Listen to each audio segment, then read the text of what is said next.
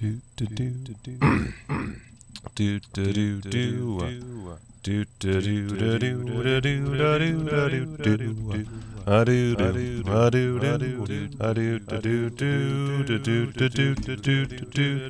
do do do. Just making sure everything works. Just gonna put that right there. I'm all out of water. I'm doing things and stuff. I do do do do do do do. All right, so I'm just gonna check a few things real quick, make sure people know where to go, because I didn't actually schedule this one like a normal live stream, because I'm a bitch. Oh, is there reverb happening right now? Shouldn't be. One second.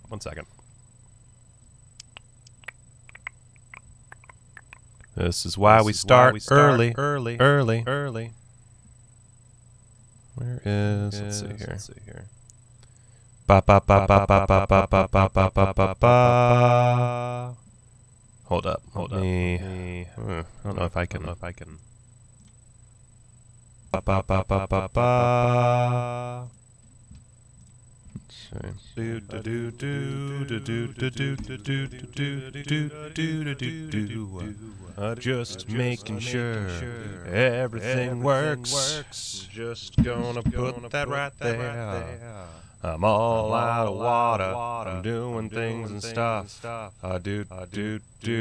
Schedule this one. Ba ba ba ba ba ba ba ba. Well, that's odd. That's very odd. Don't like that one bit. Going through my audio and I don't. Oh, I see it. I see the problem. One second. Boop. I don't know how, but I wound up with two mic inputs. Huh. Well, that's fine. I'm going to delete one of those now, because I don't need it in my life. Okay, cool. All right, so as I was saying, I'm gonna throw the link to this out to people so that they can watch it. And let's see, new podcast streaming. Oh no, I should say live streaming now. Do do do do ba do ba do do do do. Ba ba do ba do ba do do do ba do ba ba ba do ba do ba ba do ba do do ba ba do ba do ba do. All right, tell me if this sounds good to people. I want to make sure everything sounds dank and fresh while I figure out why the fucking chat's now there's delay. God dang it. Okay, let me okay, one second. Where is this coming from? Oh, I think I know why. I think I know why. Okay. Let's see. Let me bring this up.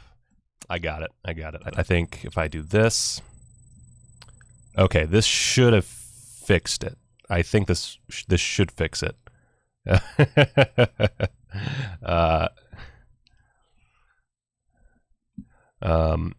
Sorry. I deleted the wrong microphone. I don't know. I thought I had already gotten rid of that microphone, but apparently I did not. So let me reset the goddamn chat box, since that apparently just never. I think I'm just gonna have it shut down whenever it's not visible. That way it should automatic. There we go. There's that. Baba baba bop. Baba booey. Baba booey. Baba booey. Howard Stern's penis. Baba booey. Baba booey. Where's my? Let's see. Make sure my alert box is there. Chat box. Huh. One last thing that I am missing. I don't know what happened to my setup here. I don't know. Ay. Add back in the donation goal, because that was missing for some reason. Cool. Might not have put that in originally.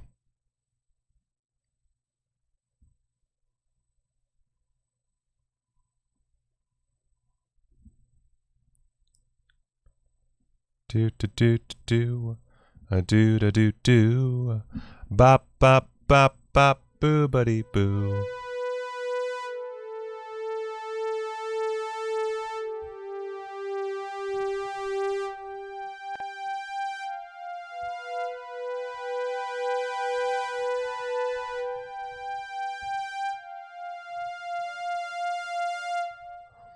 All right. So I'm going to do a quick testy test. So unfortunately, you guys are going to hear this opening twice because we're not officially starting just yet, as far as what will be on the feeds. But I want to try out the theme song I came up with because I'm not sure how it's going to sound. I need your guys' inputs. You guys are going to give me my input on this fucking theme song. So let me know. Here it should be. And it didn't. Okay. Cool.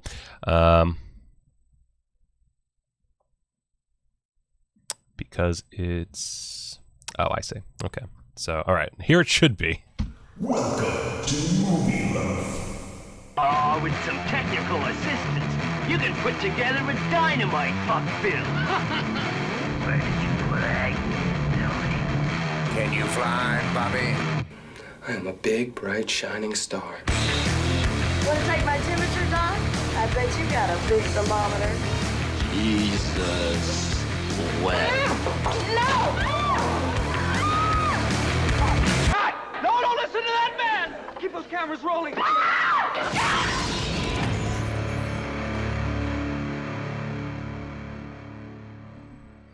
Okay, so did that sound okay? Did it like do some weird reverb? Anything? Like was it too loud? Did it sound like anything wrong with it? Because I feel like anytime I do my tests on my side, everything goes fine. And then the second I do it live, everything goes horribly wrong. And Papa don't need that, yo. Papa don't need that one bit. Sweet. Awesome. Fucking dank as hell. Okay. So I'm going to play it again and start recording for this episode. And of course, this is, again, a podcast. And while, I apologize. I don't really have any like actual visuals for you. I might bring up the display for one bit of Attack of the Mainstream stuff. But overall, this is all, meant to be listened to in the long run.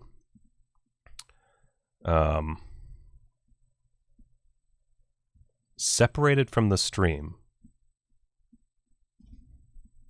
I don't know what that means. I'll be honest with you. I'm not sure what you're trying to put in sync and go, huh? Well, I will. This is going to be, I guess, another testy test episode, but still episode 1, whatever. Fuck it. Let's just do some talking about some stuff. How about that? So I'm going to start recording. All right. And in a 3, a 2, and a 1. God.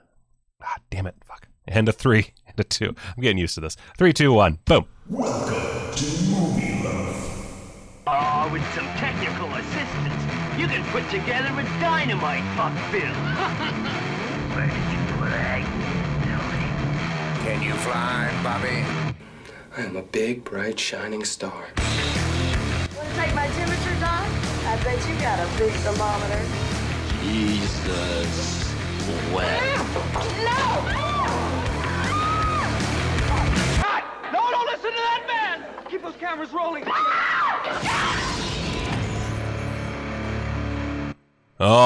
Alrighty then, we are here on the very first official episode of MovieLoaf. Welcome one and all to MovieLoaf, the only podcast dedicated to movies ever. It's the only movie podcast. No other movie podcast exists. It's crazy, that I'm the first one to think of this, but here we are, first ever movie podcast. That's insane.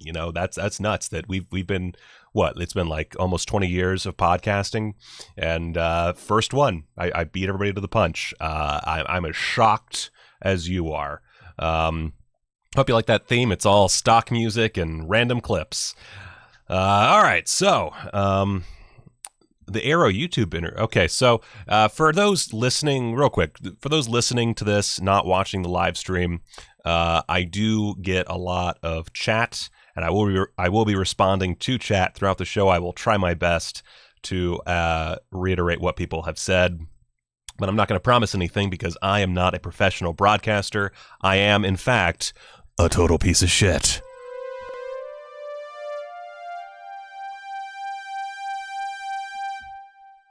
That's my total piece of shit music. All right, so let's see here. So Will just asked, did you watch the Arrow YouTube interview thing this morning? I did not. What did I miss? I was busy making today's video. I did not see the Arrow YouTube thing.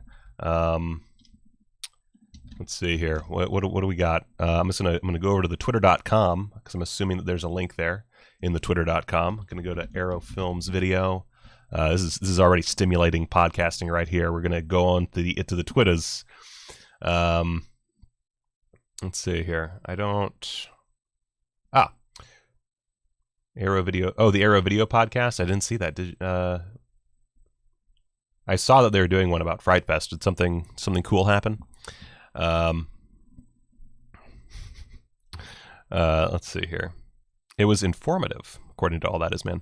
All right, I'll check that out afterward, and we'll talk about that on Quadruple BN. Again, for people who don't watch the live stream, who somehow stumbled upon this on like Spotify or something, every Wednesday I do Big Bloody Breaking Blu-ray News. That is a YouTube live stream where I go over the latest news in mostly cult and horror Blu-rays, and it's just stuff I enjoy. And there's not really anything else to that, but I'll talk about the Arrow stuff. I'll also talk about Severin's podcast. I listened to Severin's new podcast, or most of it. I still have like 20 minutes left, but very informative, very interesting, fascinating to listen to the people behind that actually talk about the woes they suffered during the Halfway to Black Friday sale. Which, of course, I very carefully documented.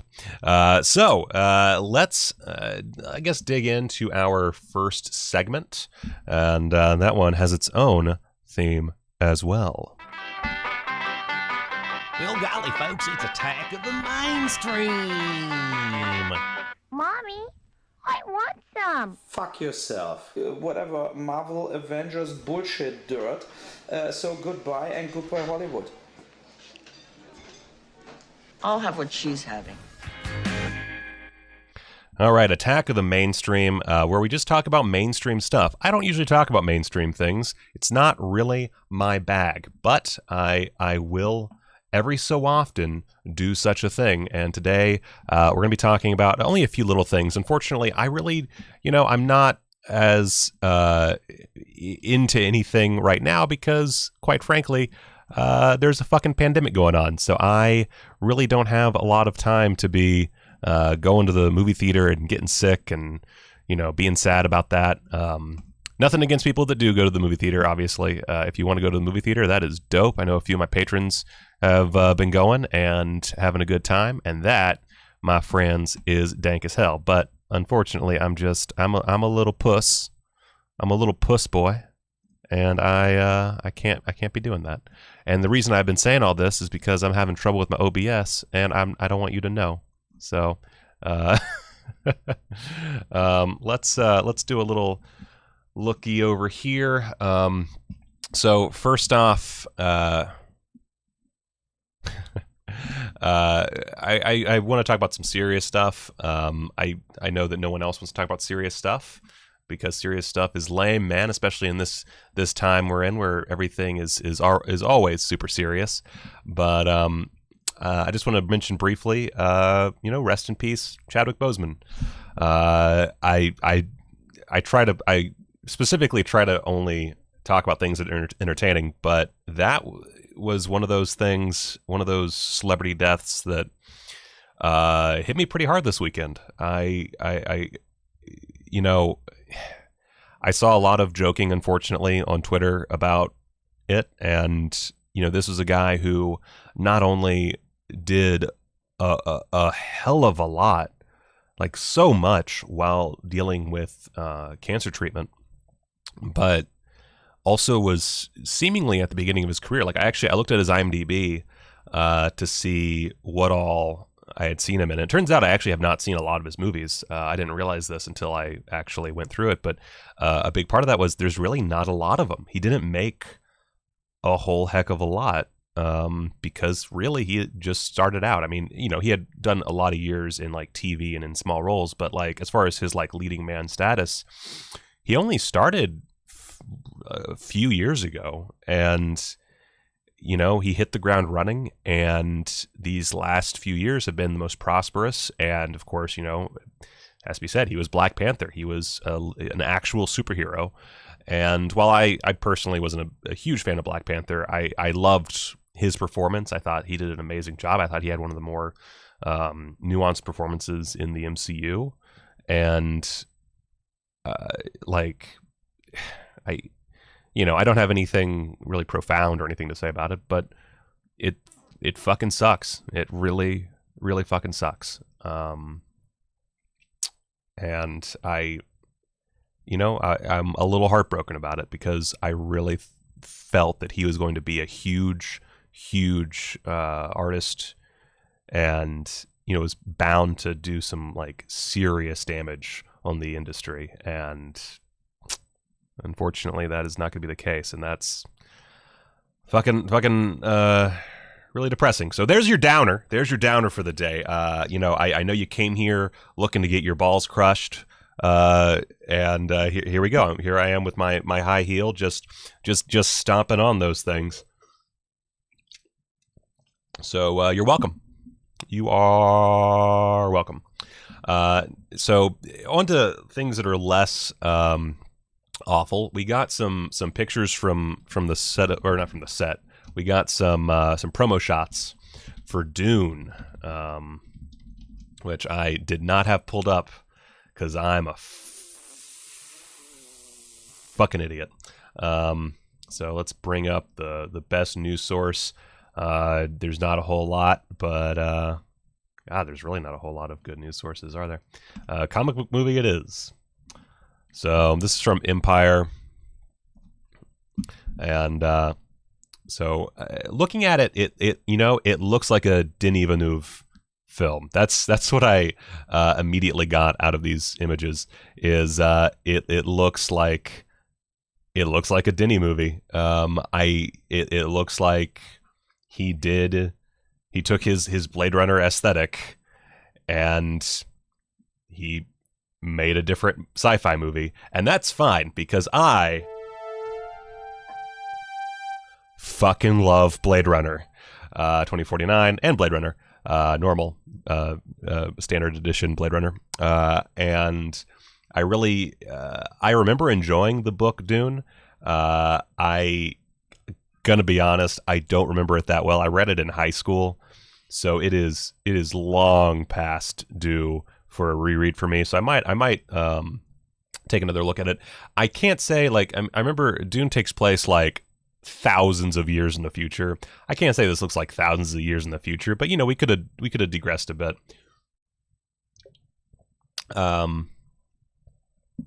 So I like that that Empire split this into two covers, one for the Freeman, one for House Atreides. That's pretty dope.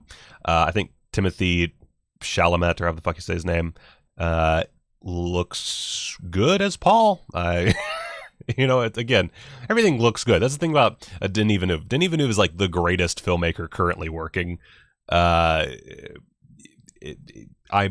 find it highly unlikely this will be bad. I know I saw a lot of people on Twitter being complete dickoramuses about this movie, about how it looks bland, how it looks like every other Denis Villeneuve film. Good. I want it to look like every other Denis Villeneuve film. He's a fucking master of the medium.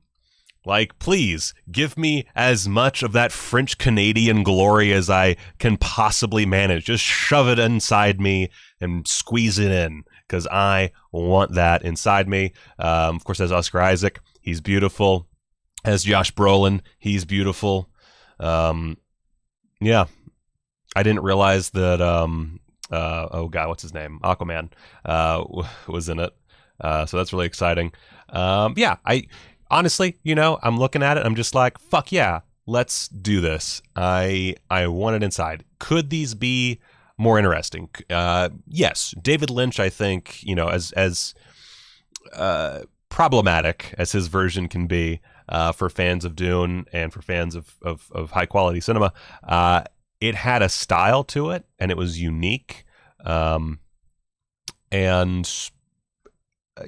based on this, it's not looking as unique, sure, but I would sooner take a better, more well-rounded film and a better adaptation than just have some cool looking armor, which I think the armor looks fine. It just, it does look kind of bland, but there's no reason to judge the entire movie on some pictures, especially when those pictures just show pretty good costume design. Not groundbreaking, not perfect, but cod pieces for days. So, you can say all you want, cod pieces for days. Let's see. And apparently the Dune trailer will be shown exclusively alongside Tenet next month. Well, I guess I'm not watching it anytime soon, buckaroos, until it leaks online. So, Astro Reverb. I don't know. I need to watch his other films. Seems a boring, lacks emotion or mood sometimes. I have never watched a Denis film that I did not love. That said, I think Prisoners is probably the best, like, super accessible Villeneuve film. Blade Runner 2049, I can understand people not liking it. It is a very cold film. That works for me. I can understand it not working for other people. Enemy is great. Thank you, Lindenhawk. I fucking love Enemy. It has one of my favorite endings of any Villeneuve film. It's fantastic. Arrival. You know what? Arrival's actually pretty good for people that didn't like other Villeneuve films, but it also can be a little cold at times. Let's see, and then my brain just completely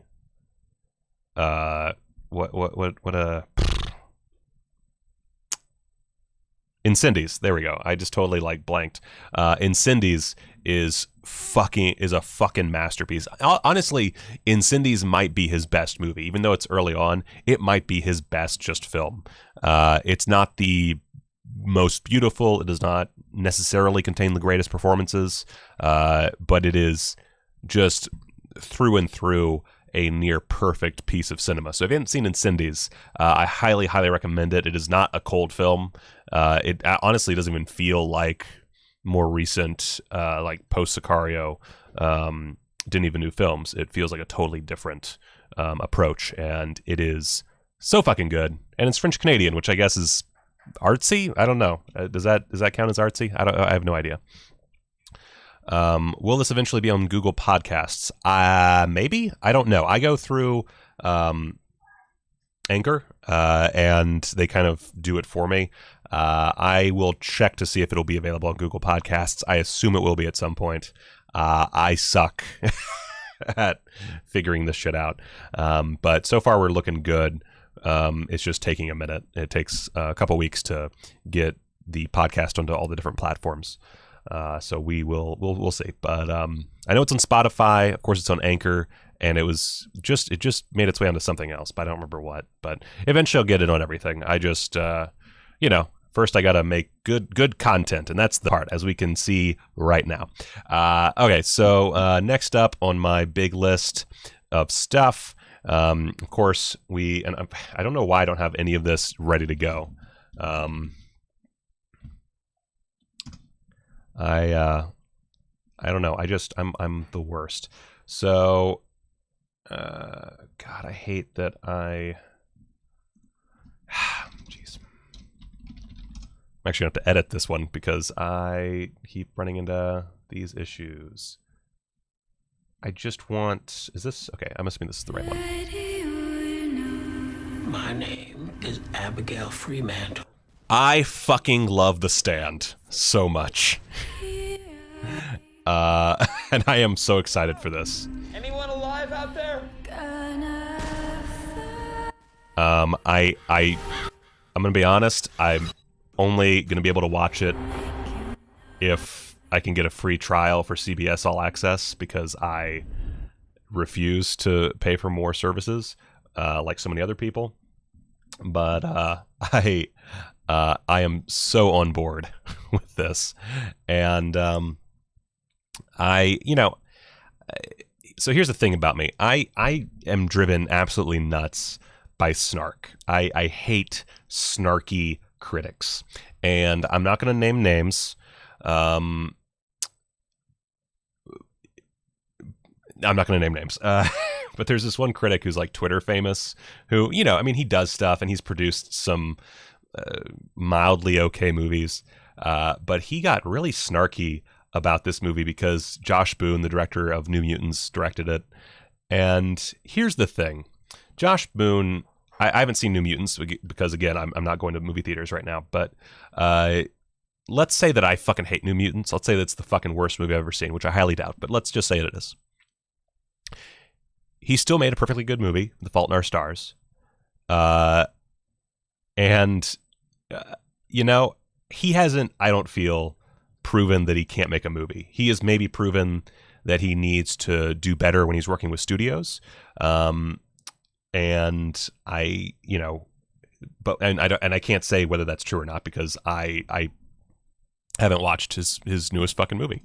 But looking at that trailer, looking at the talent involved, considering that it's based on one of Stephen King's best books, arguably his absolute best, but let's just say one of his best books. Considering that Mick Garris, who, I love Mick Garris, not the best filmmaker in the world. He made a perfectly good adaptation of it back when we couldn't put a lot of what's in that book on screen. And considering that this does not have those restrictions, I'm pretty fucking pumped. Like, I really, the only potential issue I can find, because it's gonna be long, which is good. It needs to be long. It's going to have a great cast. We know that. Thank you, Lyndon Hawk, for mentioning that. It's, it has all these elements in play. It has a lot of money behind it. It has the benefit of modern technology that wasn't available in the 90s. And so I think at worst what we're going to wind up with is maybe something a little okay. And I'll take okay, honestly. But I think it'll be pretty good. And I think, the only issue I can see is Stephen King apparently did a little reworking on the ending, which on one hand, The Stand's ending, like most Stephen King endings, isn't the best. It's definitely better than some. It's not one of his worst endings, but, when Stephen King reworks something, I'm always like cautious. I'm very cautious. I'm not sure if it'll be great in that on that front, but I'm cautiously optimistic about that. And Lyndon Hawk just mentioned, it's 10 episodes, presumably an hour apiece. If it's a 10-hour epic, like, god damn, that gets me. Like, they could still fuck it up. It's entirely possible. Honestly, you could do like 3 seasons and not get everything in the book, but I think 10 hours is enough to make it work. And I'm super excited. So that's one of those mainstream things I'm super pumped for. I love Stephen King, and I love that book, and I cannot wait for that series. We'll see when I'm actually able to watch it, but whatever. Last thing for the Attack of the Mainstream segment today is, and this is going to be this is tangentially mainstream because it was mainstream back in the 20s. I finally watched Dr. Mabuse, The Gambler, which I think is how you say it. I think it's Dr. Mabuse. I might be wrong. I don't really care. It's German. But Fritz Lang's 4 hours and change, epic, super criminal, basically comic book movie. And I watched it on Criterion. It's actually leaving Criterion today, but there's definitely going to be some way to watch it. It'll definitely be back on Criterion at some point. But it was one of those movies that had been on my radar for a long time, and I never watched it because, quite frankly, 4 hours and change is horrifying. That's a lot of movie to watch in one sitting. And I didn't watch it in one sitting because I have a little baby, and that little baby does not allow me to watch things that are even like an hour and a half long, let alone 4 hours. But I watched it, and goddamn, that is some quality fucking cinema. That is so good.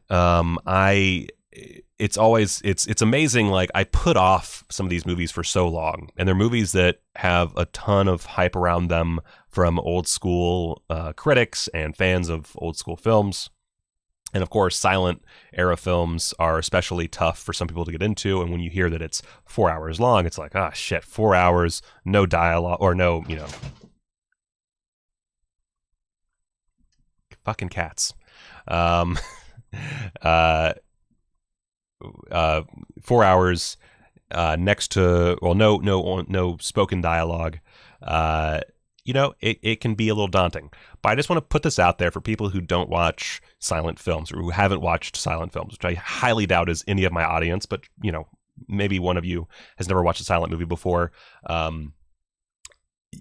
Get into it. I wouldn't necessarily start with Dr. Mabuse.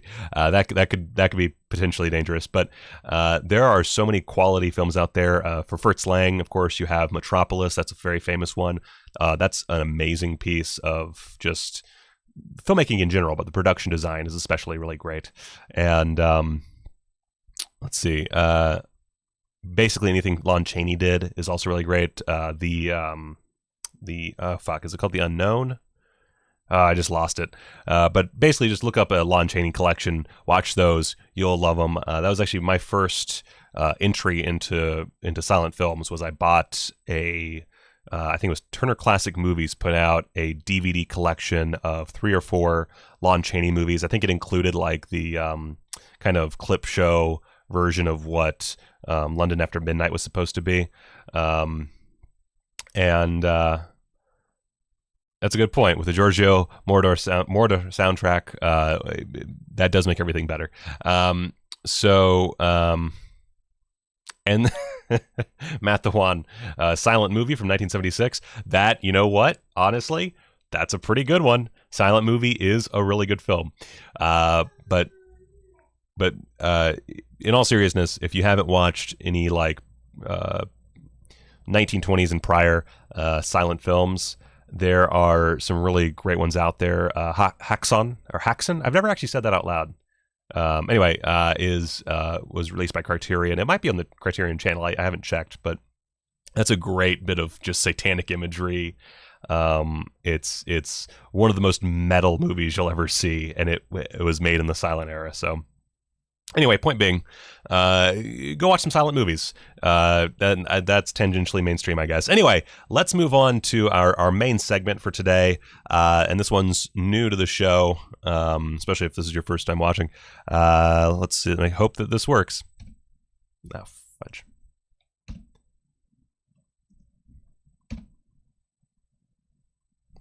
Okay, everything's falling apart.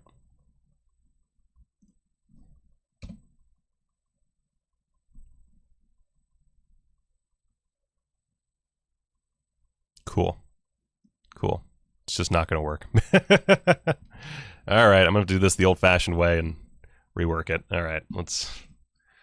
Why does everything stop working when I start a freaking stream? Why does everything stop working the second I decide to stream? Everything I decide to stream. Moradar.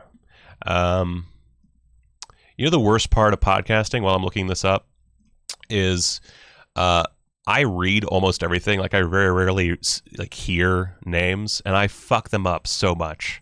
It is aggressive how often I fuck up names. And I don't know. I just I'm bad at everything. And y'all know, I mean, if you watch my YouTube videos, anytime I'm covering an Italian film, I just destroy these names. I hurt them. I hurt them in a bad way.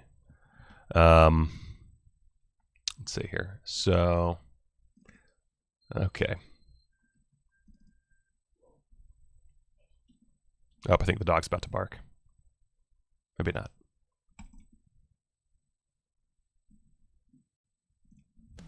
Hello and welcome to the Under 700 Club, where we worship at the altar of low-budget films with less than 700 ratings on the IMDb. Dude, I see great cinema. Yeah. Oh, that's good. All right. Welcome to the Under 700 Club. This is our main course for today's meal of MovieLoaf. The Under 700 Club, where we talk about movies that have less than 700 ratings on IMDb, and that's a fucking crime for most of these films. Now, originally, I was going to do something even more out there, even more indie, even more current, and I'm going to be honest with you. I ran out of time. This week got a little too much for me between Dragon Con coming up, the 2 musical videos, everything together. I couldn't do it. I admit it. I'm a piece of shit. So I watched something that I knew I could easily digest, that I knew I would love, I knew that I would have no problem with, and I was shocked to find out that it only has, let's with the current 96 ratings on IMDb, and that is insane for a grand total of 7.5 out of 10. But first, before we get to that one, at 57 ratings on IMDb, and this should go up fairly soon. But I just wanted to mention this film first. 57 ratings, 6.4 out of 10, which I think is a fucking crime. The plot summary on IMDb goes like this. A sheriff covers up a man's murder in a small island occupied by 2 sisters. A local thug starts sexually assaulting one of the sisters despite having a loving girlfriend, which triggers a violent sequence of events. That's right, it is the one and only by Jess Franco, Bahia Blanca from 1984. So I am actually going to talk about this movie more in depth on a future show, because I actually have a whole Franco segment that we're going to start doing as part of the podcast fairly soon. But I just wanted to bring this up because Severin, they put out a Blu-ray, and as critical of Severin as I was during the whole kerfuffle, they put out a lot of Jess Franco, and right now I am doing my best to watch as much Jess Franco as I can, and currently my favorite has got to be Bahia Blanca. It is a wild film. If you, I don't really require boobs in my movies. I don't really have a need for them, but if you like titties, there's a lot of just chicks walking around with their tits hanging out, and they're bazoombas too. Like if you want some tits, you got tits. If you want some intrigue, you got intrigue.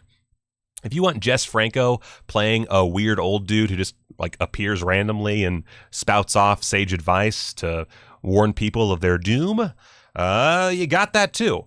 It's a beautiful film. It is obviously something made with passion. This is again 1984, so this was like during the really porny part of Jess Franco's career, and at some point he just popped this sucker out, and it never went anywhere. It was never properly released, and Severin finally released it, and it, I was uncertain because, of course, the big idea behind it was this was like sort of a lost Jess Franco film, and that can be a bit misleading as far as quality. Like sometimes a lost film is just a lost film. It's not like a lost masterpiece or anything. It's not being seen by anybody, and that doesn't mean it's going to be good.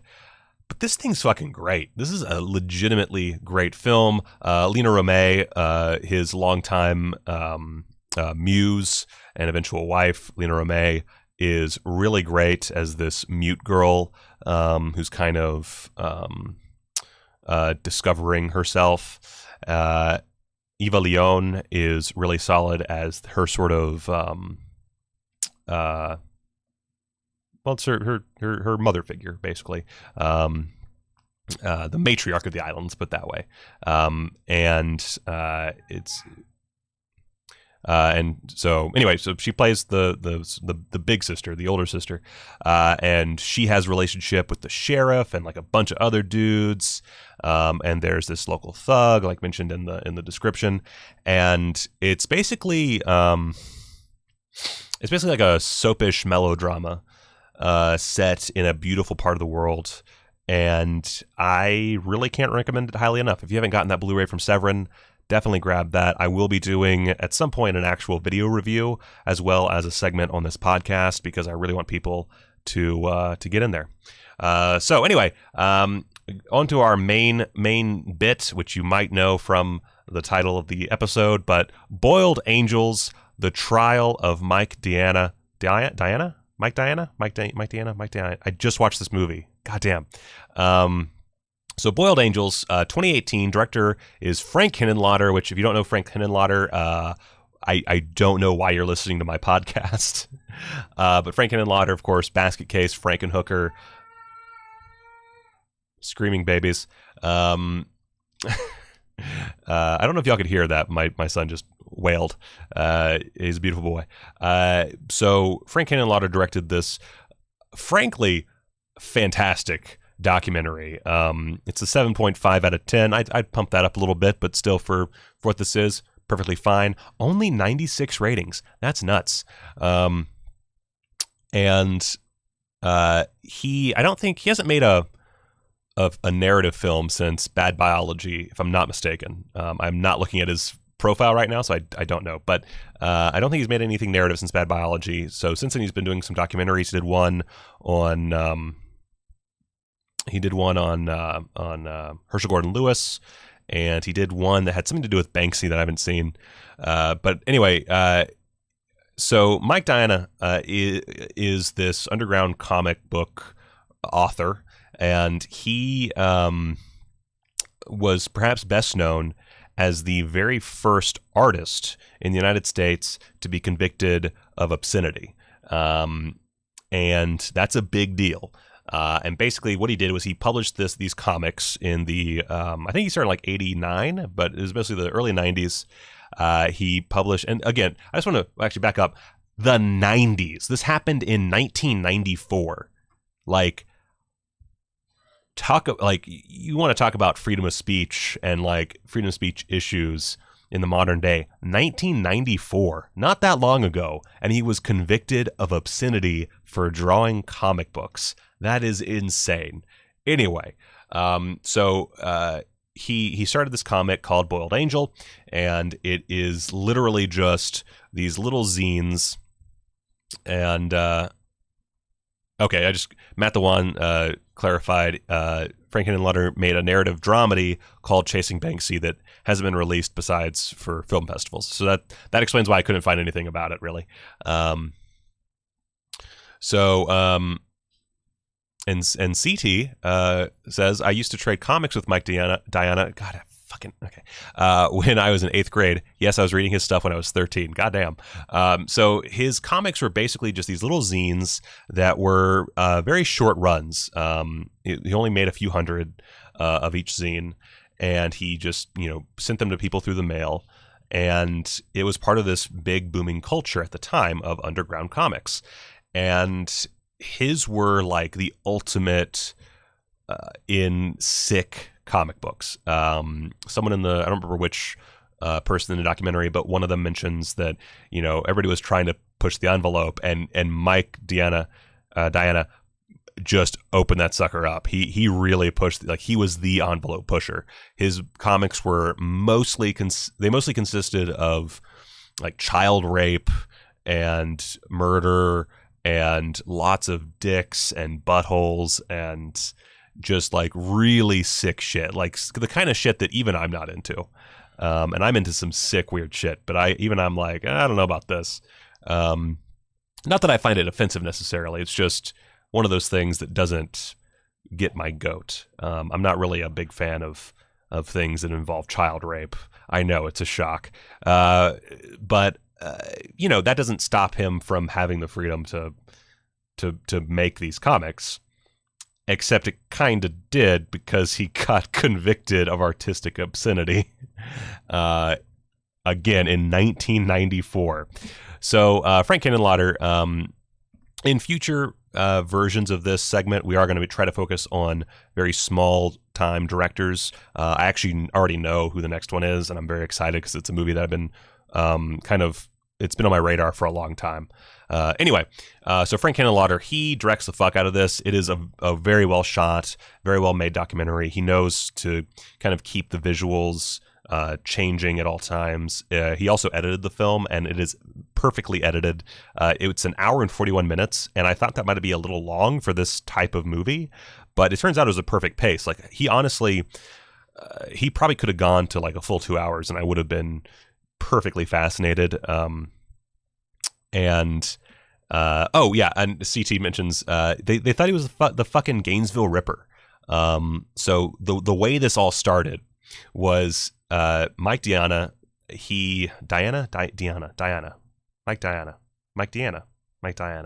can't do it. He was living in Florida, and there was this guy who was going around killing people. And I think he killed like 4 co-eds. I don't remember the exact details, but anyway, eventually he was caught. Actually, I think during this trial he was caught, if I'm not mistaken. And so they were looking for like Dirty Diana. I don't know. Okay. Mike Diana. Okay. So they pulled a guy over for, I think, like driving while intoxicated. Everybody's explained to me how to say this guy's name now.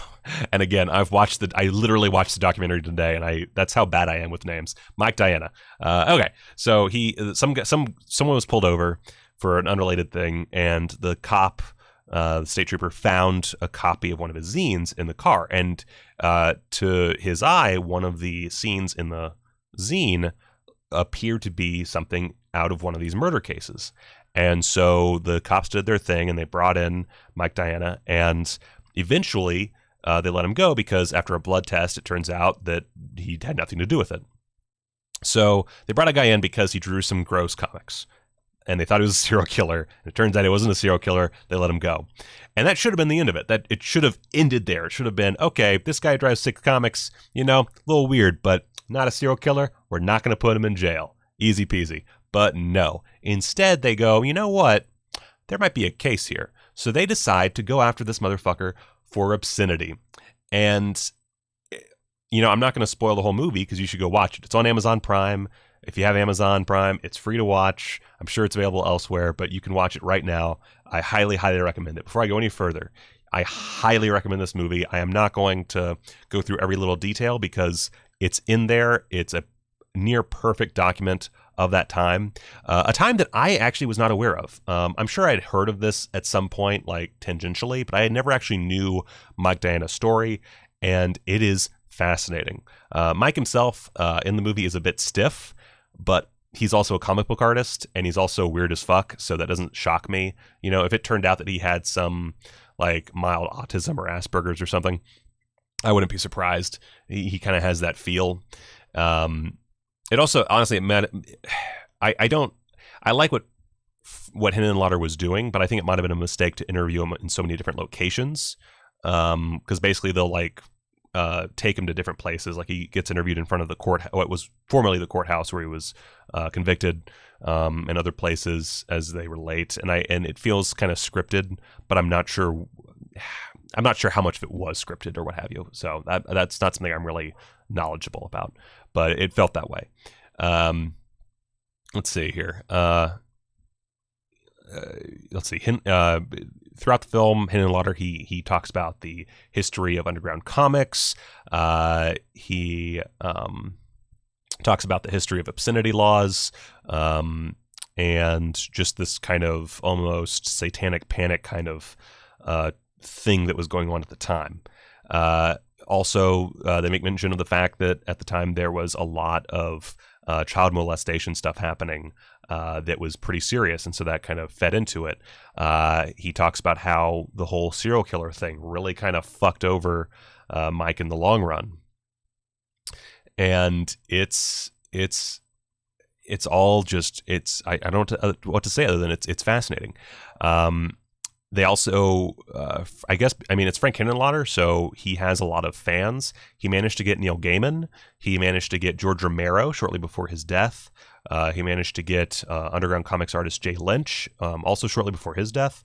There was Scott Cunningham, EC Comics artist Stephen Bissetti. Probably the best get is the prosecutor and... if you just joined, the documentary is called Boiled Angels, The Trial of Mike Diana, and it's on Amazon Prime. So probably the best get that they have is they have the prosecutor and they have the assistant prosecutor from the case. And these guys are fucking assholes. They have zero remorse. The prosecutor himself doesn't like say as much about how he feels about the case, but you kind of get the idea. But the assistant prosecutor is very adamant that he did nothing wrong, that he did his job, and he was happy with the results. And man, fuck that guy. That guy is everything that's wrong with our system. If you can spend several days in jail, which Mike Diana did, for drawing comics, I don't care what they're about, fuck you. That's wrong. That is the absolute pinnacle of wrong. So fuck those guys. But that's an amazing get. I am shocked that they were willing to go on camera for this, because there's no way they thought this was going to be in their favor.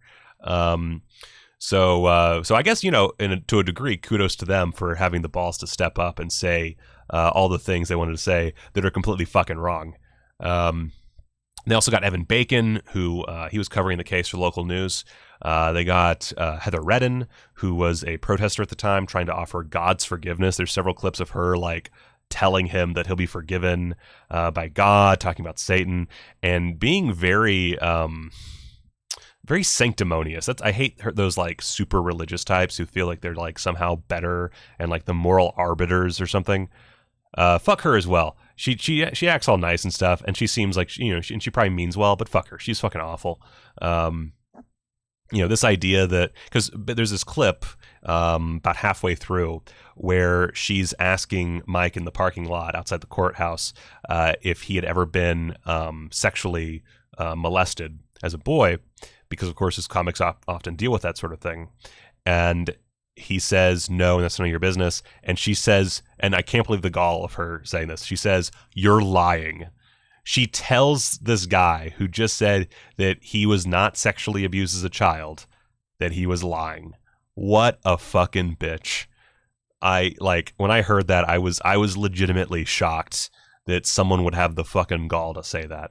And she, because she can't grasp that some people just like making fucked up shit. And I get it. When I was, I don't remember how old Mike Diana was at this time, but he was pretty young.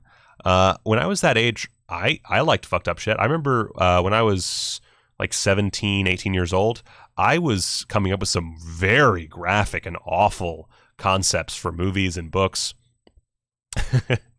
CT says that I'm lying. Who knows? I came up with some real fucked up shit. And, looking back on it now, over 12 years later, not appropriate is what I would say. A lot of it was not appropriate. Some of it I would still do to this day, but a lot of it was very much just being edgy for edgy's sake, just being fucked up and gross for the sake of being fucked up, for the sake of giving the middle finger to the man. And I don't think there's anything wrong with that. That's a natural thing to do, especially when you're a rebellious young person. To do stuff that's fucked up is what you do. Now, a lot of it doesn't get this fucked up. I'll be the first to say the Boiled Angel comics are super fucked up. And I would certainly question anyone who made them, but at the same time, if that person told me that they were not sexually abused and it's just something that they find funny, fine. I get that, because I also used to enjoy really fucked up things and still enjoy really fucked up things. CT asks, was it due to sexual abuse? No. At least at no point in the documentary does it suggest that. They briefly talk about that. I was hoping at some point, because they interview his dad, I was hoping at some point he would talk about it, but I don't know if he refused to talk about it, or maybe they didn't want to bring it up because he seems like a nice guy. I don't know, but I kind of did some basic searching afterward. I didn't see anything that would suggest that any abuse occurred, and honestly, I don't think that it did. I think he's just a weird dude.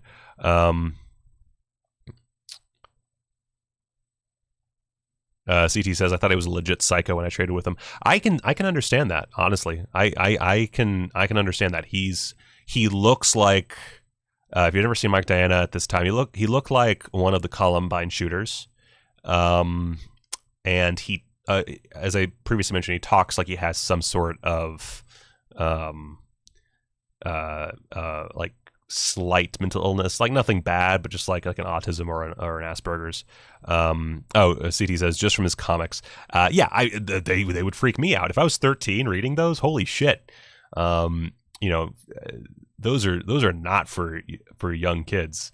To me, the demographic for that kind of comic would be like maybe like between 16 and like mid 20s, maybe. And even then, like, part of it was for the art of it. And they make a good point as well that, a big part of these comics is they weren't being forced on anyone. They weren't even being sold in shops. They were being given to people who appreciated that form of artwork. And art, of course, is very subjective, as I've said it time and time again while defending my own movies. It's extremely subjective. So, do I understand people being grossed out, being offended, being shocked, being scared, whatever, reading those comics, especially back then? Yes, I totally get it. I would not judge anyone for being disturbed by those comics, but at the same time, you always got to remember how subjective art is, and the simple fact that drawing art should never be a crime. CT says, I was in the mini comic explosion of 1986 when I was 12. I got a lot of messed up stuff in the mail. I can imagine. They also, they talk to a lot of underground artists in this documentary. As I said, there's a bunch of people they interview. And we see like snippets of other comics from other artists. And it's pretty weird shit. Not as bad. Like we get 2 full Mike Diana. I don't know if this is like the complete zines or just like segments from the zines. I've never actually read them, so I don't know like how much this, like how many, if there were more than one story in each one or whatever.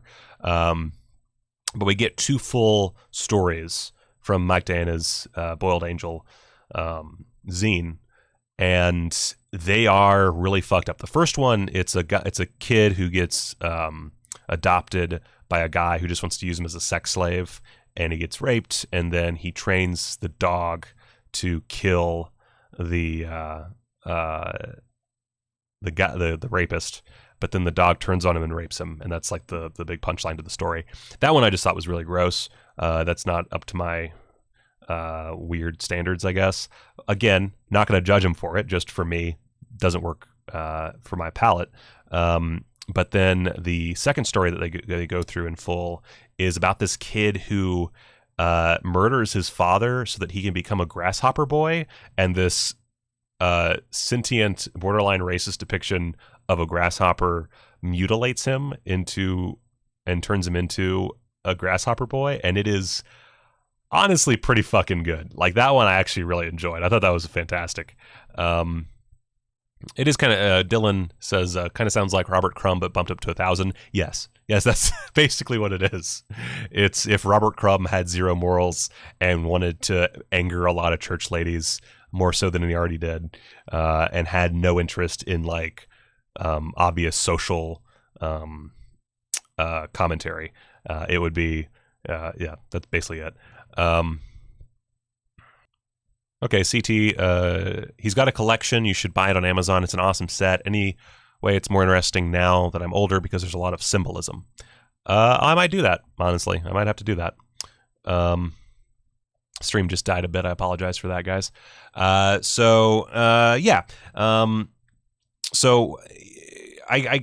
got a lot out of it. I learned a lot. I think, you'll learn way more than I was able to talk about during this podcast.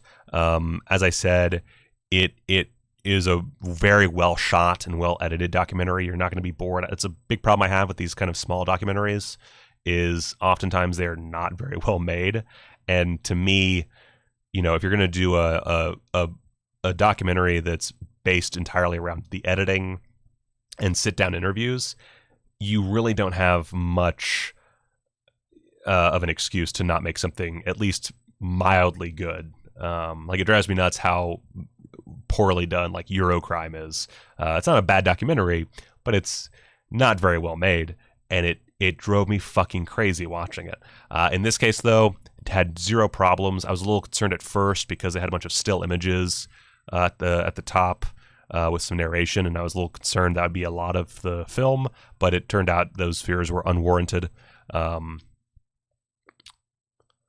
Didn't Hart D. Flesher also run into problems around the same time with his Jeffrey Dahmer comics? I don't know. I do not know about Hart D. Fisher, rather.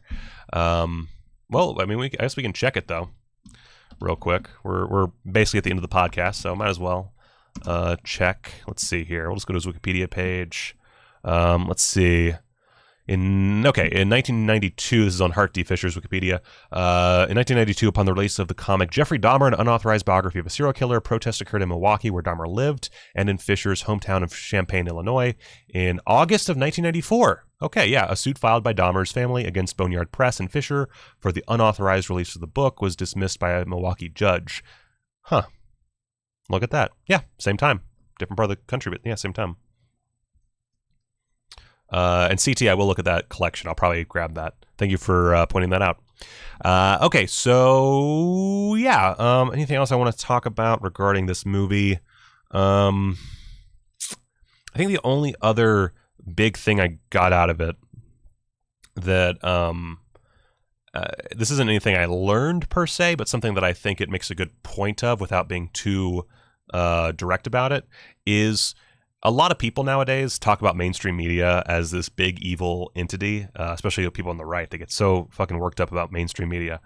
And the thing is, if you've ever paid any attention, mainstream media has always been a pain in the ass. Mainstream media has always tried to make like vast moral judgments. Mainstream media has always fucked over various people just to get a good story in. It's what's going to happen. I hate to break it to you, but Boiled Angels makes a good point of it as well. 1994 sucked ass then, sucks ass now. It's going to continue to suck ass. Obviously, you have your favorites, have your less favorites. Try to, read between the lines when a news story comes out. Never just assume that you're being told the absolute 100% truth, even if they mean the best, even if they have the best intentions. Everyone is susceptible to pushing their own agenda, be it moral or otherwise, and that's fine. It falls on you as a member of the public, as someone who is ingesting this media, to work out whether you should trust it, what they're trying to push, and what the truth is between the lines. And this is a great example of that. The media really pushed this. The thing that stuck out for me when they were showing footage from the news stories was like, oh yeah, the former suspect in the Gainesville serial killings, Mike Diana. You don't need to put that. You don't have to put that in there. That's unnecessary. But they did anyway, and it helped get them viewers, and it helped fuck over Mike Diana.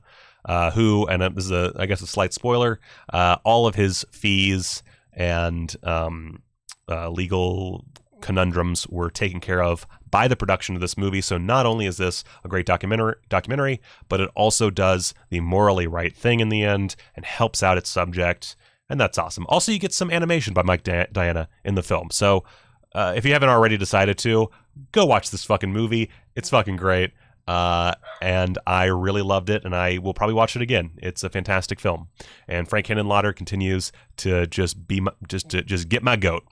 And that's it. That's it for today's show. This is a little bit of a short one, I think. We're just under an hour. That's hella dope, man. Hella dope. Obviously, link in the description for the Patreon page, all my social medias. If you want to check me out on those evil hell sites, you can do that as well. I'm pretty active on Twitter because I have an addiction, and I appreciate everybody who's given to my continued efforts to talk about and explore weird shit. If you have any suggestions for future Under 700 Club picks, let me know. Leave them in the comments on the live stream video, or send them to me on the Twitters or whatever. I don't care. I'm open, man. And we're gonna have some totally new segments next week, so be sure to check out the podcast. And till next time, go watch a movie.